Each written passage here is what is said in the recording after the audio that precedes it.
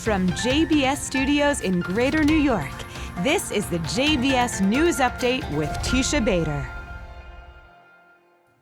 I'm Teisha Bader with the JBS News Update for Friday, October the 2nd, 2020. The IDF revealed more information and details of secret weapons sites belonging to Iranian-backed Lebanese-based terror group Hezbollah in Beirut. As we reported to you, Israeli Prime Minister Benjamin Netanyahu addressed the United Nations General Assembly on Tuesday and revealed secret precision-guided missile manufacturing sites in the heart of the Lebanese capital. In response, the terror group led journalists on a tour of one of the sites, a factory, claiming it was a civilian workshop. On Wednesday, the IDF provided details, maps, and coordinates of the sites, which it noted were in neighborhoods under residential apartment buildings and near a mosque, a medical center, and gas stations. And today shared footage filmed by the Hezbollah-affiliated Al Mayadeen TV station showing how the equipment inside the so-called civilian factory, where the journalists were given a tour, in fact, are used in the manufacture of missiles, proving it is a Hezbollah facility. The IDF tweeted, "This is not the first time we've exposed Hezbollah's precision-guided missile manufacturing sites in the heart of Beirut, but the international community can help make this the last time," writing it's time for the world to stand up against the use of human shields by Hezbollah. And staying with the IDF, for the first time in history, the IDF will be treating Israeli civilians in Israeli hospitals. The Army tweeted that they are working with Israel's Ministry of Health and the Rambam Medical Center in Haifa to operate 2 hospital wards and treat Israeli civilians with the coronavirus.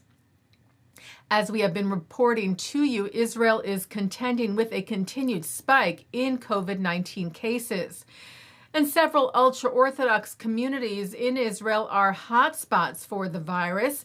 Prime Minister Netanyahu tweeted that he held a special assessment today of the situation regarding the spread of the coronavirus in the ultra-Orthodox sector, with the mayors of Jerusalem, Bnei Brak, and other communities with large ultra-Orthodox populations, urging them to issue public calls for very strict adherence to the health ministry rules and directives, and not to gather together with extended family and friends, including during the Sukkot holiday, which begins tonight. And Israel's President Reuven Rivlin carried the same message in a meeting yesterday with a senior ultra-Orthodox rabbi, Shalom Cohen, who heads the Sephardi Shas Council of Torah Sages, telling him that the restrictions in place were meant to fulfill the biblical commandment of saving lives. And a number of rabbis here in the U.S. stressed Sukkot safety in the lead up to the holiday tonight with regards to the spreading of coronavirus, that the structure of a sukkah while outside is basically an enclosed space and should not be considered being outdoors. Rabbi Dr. Aaron Galat is the assistant rabbi at Young Israel of Woodmere in Long Island, New York, and the chief of infectious diseases and hospital epidemiologist at Mount Sinai, South Nassau. He wrote a message to his community, which was published by Five Town Central, that while technically sukkahs are outdoors, they are enclosed much more than a typical outdoor setting. It is being stressed that the usual COVID-19 precautions be used, like wearing a mask and keeping at least 6 feet apart, and that meals in the sukkah should only be shared with one's household members.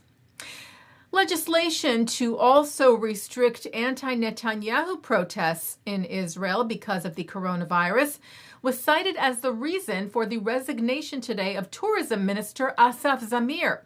Zamir, who is a member of Benny Gantz's Blue and White Party, said he no longer had faith in Prime Minister Netanyahu and that the cabinet's approval this week limiting protests was the final straw for him. The protests are in regards to the indictment charges against the Prime Minister and how he is handling the coronavirus crisis.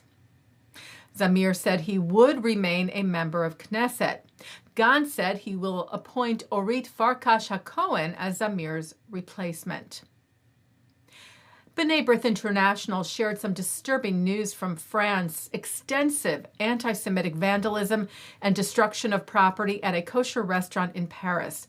The Union of Jewish Students of France's organization shared video from the targeted business, which shows multiple swastikas and slogans like "Hitler was right" and "Free Palestine" painted throughout the restaurant. The mayor of Paris, Anne Hidalgo, tweeted, "I condemn in the strongest terms this odious act of anti-Semitic vandalism against a restaurant in the 19th arrondissement of Paris." She wrote, "All my support to our friends in the Jewish community." The FIDF, the Friends of the IDF, delivered 225 new large Sukkot to IDF bases across Israel yesterday, just ahead of the holiday, for the thousands of soldiers across the country who will be on base over the Jewish festival. And Jewish organizations extended their best wishes for the holiday. The Conference of Presidents of Major American Jewish Organizations tweeted, "As we continue to cope with our present challenges, may we find comfort through this commemoration of a time when the Jewish people persevered under difficult circumstances and ultimately found deliverance." And with Sukkot beginning this evening here on JBS, we will have Sukkot services for you all weekend. At 6 o'clock tonight, live Reform Sukkot services from New York City's Central Synagogue, followed by Orthodox Sukkot services from the Hampton Synagogue. Then on Saturday, Sukkot services from the Hampton Synagogue at 11 in the morning and 7:15 in the evening Eastern Time, and then Sunday morning at 11. Taking a look now at the rest of our programming for tonight on JBS for Friday, October the 2nd. At 8 o'clock, it's Jewish humor from the 92nd Street Y. At 9, it's the film A Jewish Spirit Sings. At 10, Rabbi Shlomo Riskin discusses Sukkot. That's followed by replays of Sukkot services from the Hampton Synagogue and then from Central Synagogue. And coming up next, Rabbi Shlomo Riskin looks at the holiday of Sukkot.